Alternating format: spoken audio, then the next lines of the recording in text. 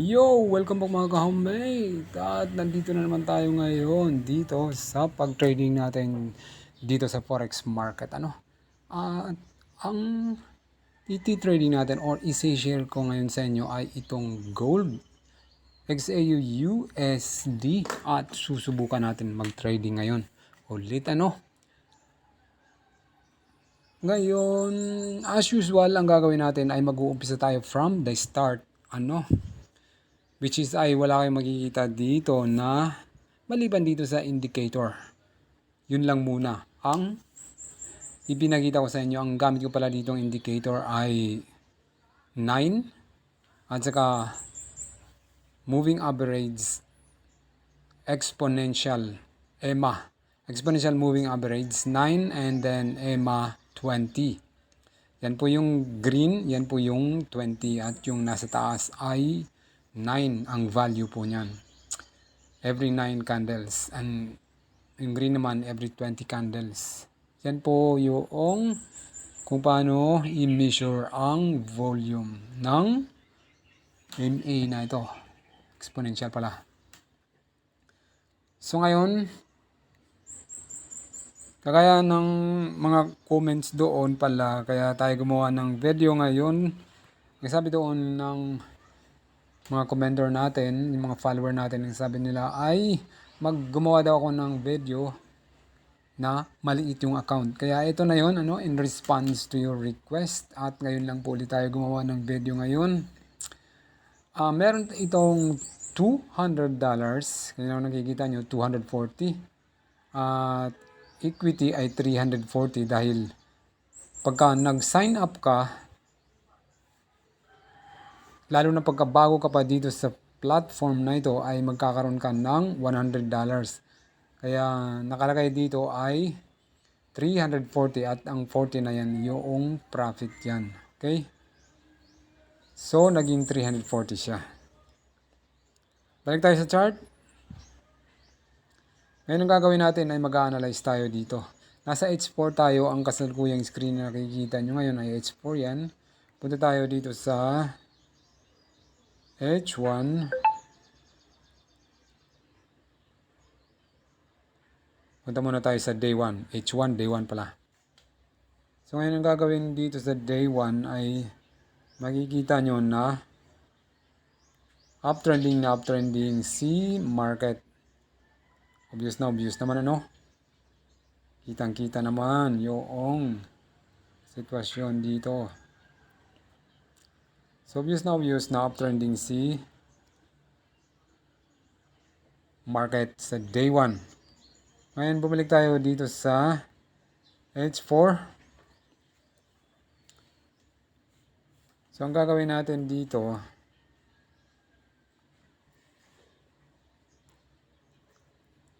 gagawa ako ng zone area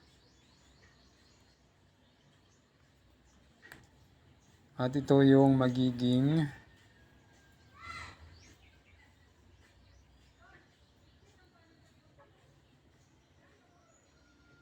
okay.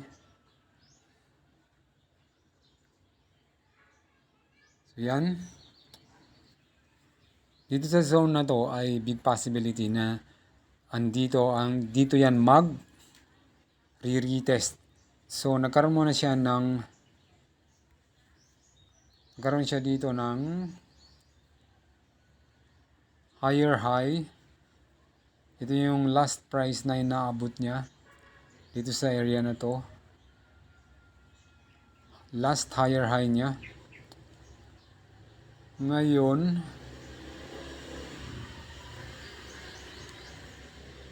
antabayan na natin siya na umabot siya dito sa zone na to, saka tayo maghahanap ng entry point. Bumalik muna tayo dito papakita ko sa inyo ang magiging entry point natin.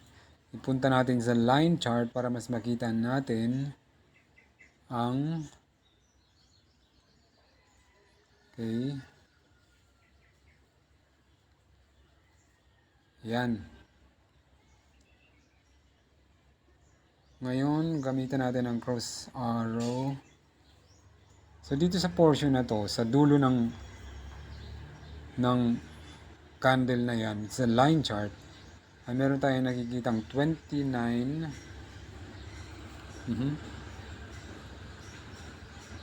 mga 29.89, something like that. Yan, 29.89 to 29.90. Pwede tayo gumawa dyan ng entry. Buy entry ang gagawin natin dyan. Okay? Lagyan kaya natin ang palatandaan. Pwede. Balik natin. 29.89.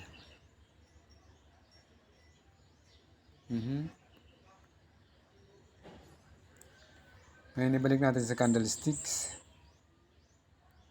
Balik natin yan. Balik natin sa candlesticks. Back tayo. Yan, candlesticks na. 29.89 ang target for entry natin.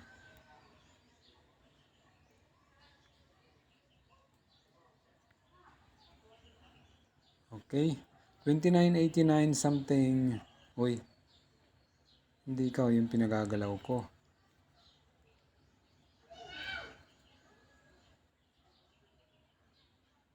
$29.90 or $29.89. Basta dito sa area na to, kapag pumasok na ang mga candlesticks dito sa area na to, ay maghahanap na tayo ng entry points mamaya. So ito yung analysis ko, ano. Magkakaroon siya dito ng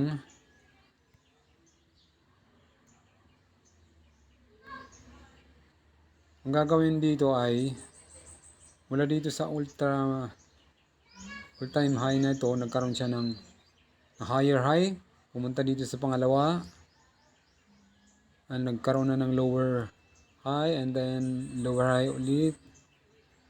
So ang mangyayari nito ay antabayanan natin na pumunta siya dito sa area na to. Okay?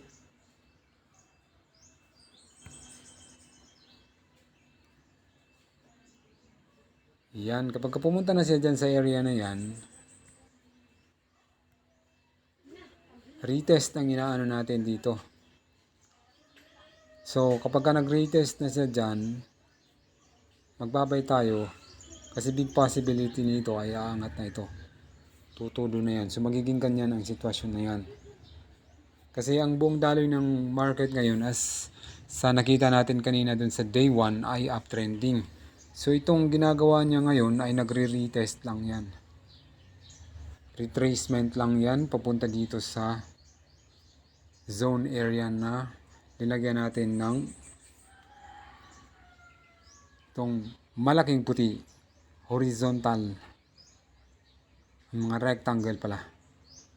So yan, ang gagawin natin pagdating dyan ay saka tayo mag-buy entry. Pero as of now, ay hindi muna tayo gagawa ng buy entry dyan. Kasi ang inaantay natin dyan ay maghahanap muna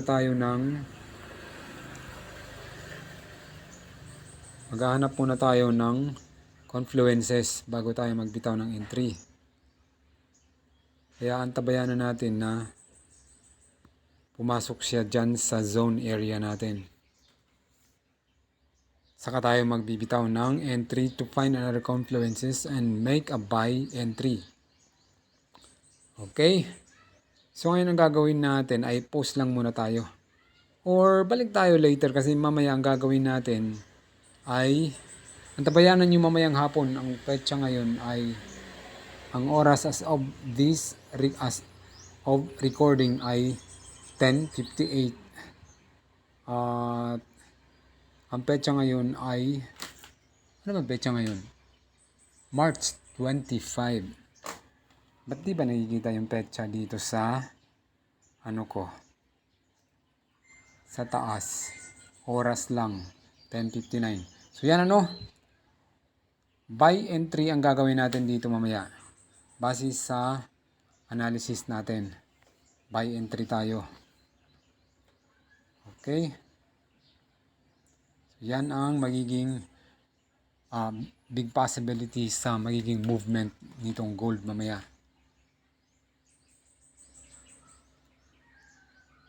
Kasi pwede pa siyang maging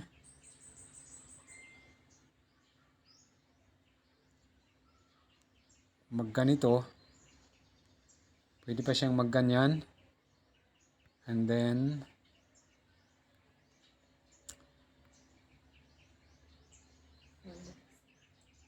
hoy, ang hirap naman itong hoy, ano daw?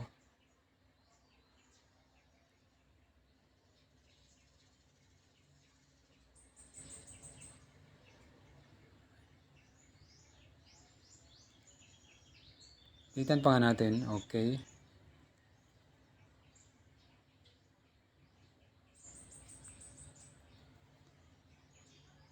Hoy.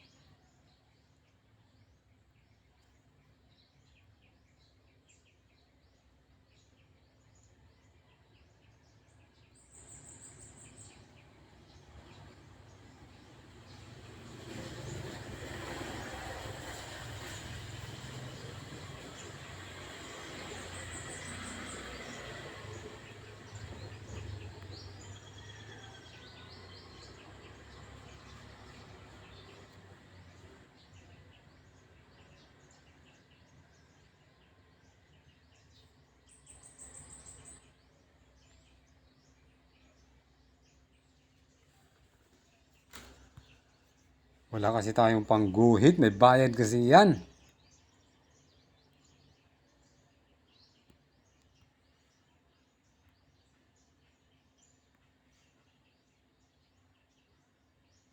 Hoy.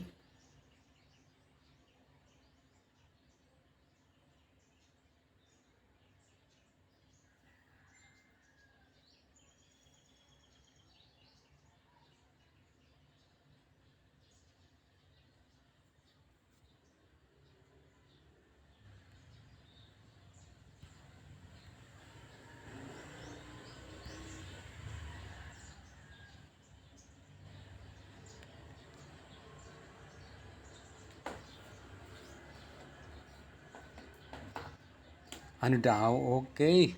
So, posibleng maging ganyan yung movement mamaya, no?